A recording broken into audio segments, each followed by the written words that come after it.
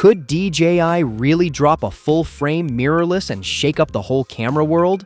Today we're digging through the wildest leaks, the believable hints, and the parts that smell like clickbait. I'll walk you through what the rumor mill says about a mid-October announcement, why people think DJI might pick the L mount, the possible sensor and video chops, and one tiny design detail that could make photographers actually care. Stick around, there's a micro reveal near the end that could decide whether this is a niche novelty or a real contender.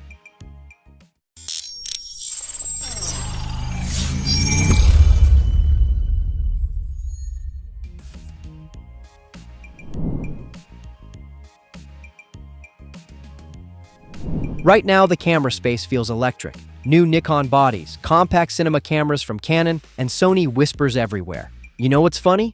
The company best known for flying cameras might be about to enter the ring with a product aimed squarely at hybrid shooters and filmmakers. This matters because DJI already shows up on pro sets with drones and gimbals, so this isn't two strangers colliding. It could be one brand bringing its toolbox into another world. The strongest rumor thread ties a DJI mirrorless reveal to mid-October, with several rumor sites and community uploads pointing at a October 15th to 18 timeframe and blurry teaser images of a boxy cine-style body. The same leaks repeatedly mention the L mount as the likely choice, which would give DJI instant access to Leica, Panasonic, and Sigma glass rather than building a lens ecosystem from zero. Take this as an exciting rumor, not confirmation.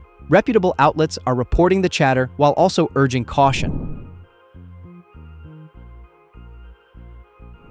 What are the juicy specs people keep repeating? Some leaks suggest a high-resolution full-frame sensor in the 44 to 45 megapixel neighborhood, serious in-body stabilization that leans on DJI's gimbal know-how, and ambitious video modes that could include high frame rate 4K and possible 6K plus options. Other tips point to Hasselblad color tuning or menu influences thanks to DJI's long partnership with Hasselblad on drone cameras. Again, these are leaks and community reads, plausible but not official. If the 44 to 45 megapixel claim holds, DJI would be playing in the same sandbox as current high-res hybrid bodies.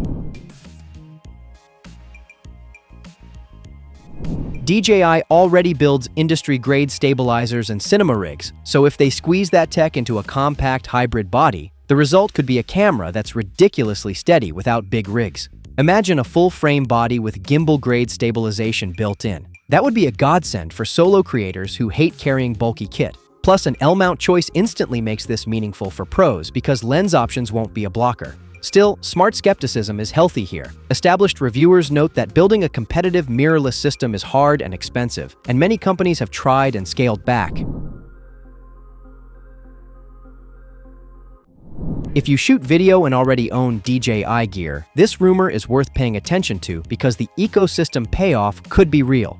If you're a stills-first shooter, a 44 to 45 megapixel sensor plus Hasselblad flavor could be tempting, but wait for real review units and heat tests before buying.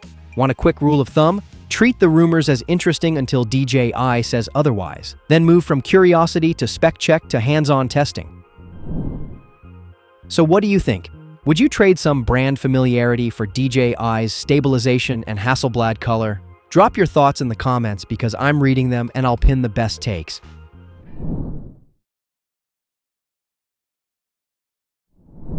What if Hasselblad color science landed in your pocket? Today we're breaking down the DJI Osmo Pocket 4, price, specs, release window, and the one upgrade that could change handheld video forever. Stick around because in a minute, I'll tell you whether you should buy the Pocket 3 now or hold for the 4. And yes, there's a twist in the timeline you'll want to hear.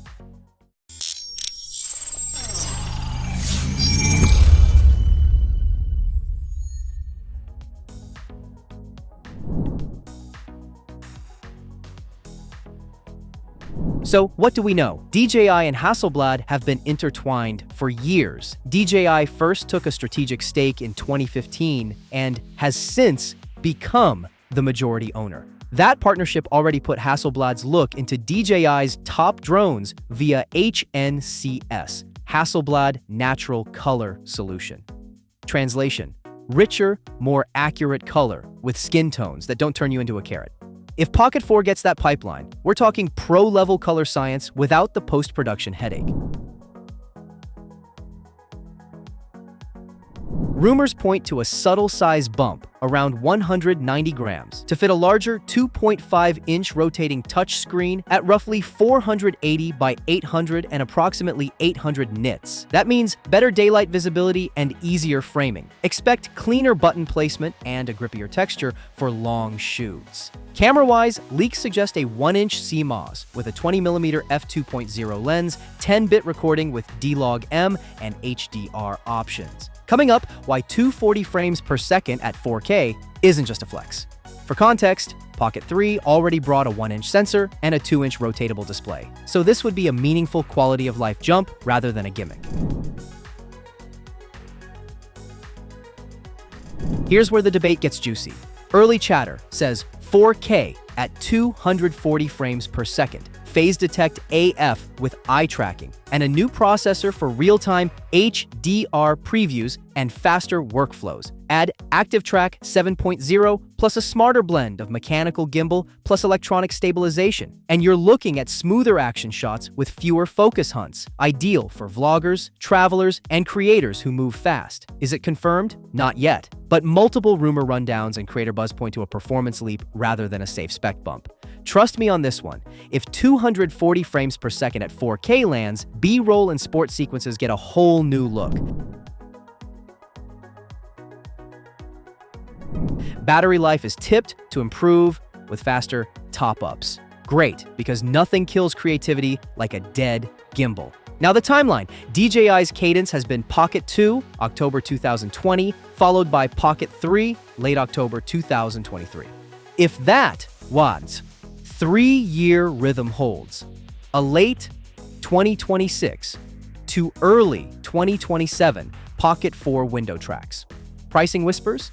$699 standard and $799. Creator combo, higher than Pocket 3's $519 or $669 launch, but aligned with the rumored display, AF, and processing upgrades. File it under credible, not official, and budget accordingly.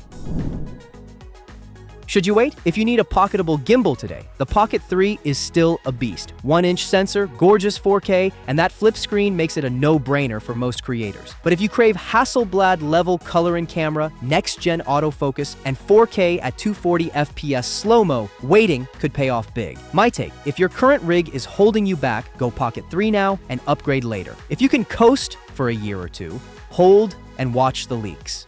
Your turn. Which rumored upgrade excites you most? Hasselblad color, 4K at 240 frames per second, or ActiveTrack 7.0? Drop your thoughts in the comments. We'd love to hear from you. And if you enjoyed this breakdown, don't forget to like, subscribe, and hit the bell so you don't miss the next update.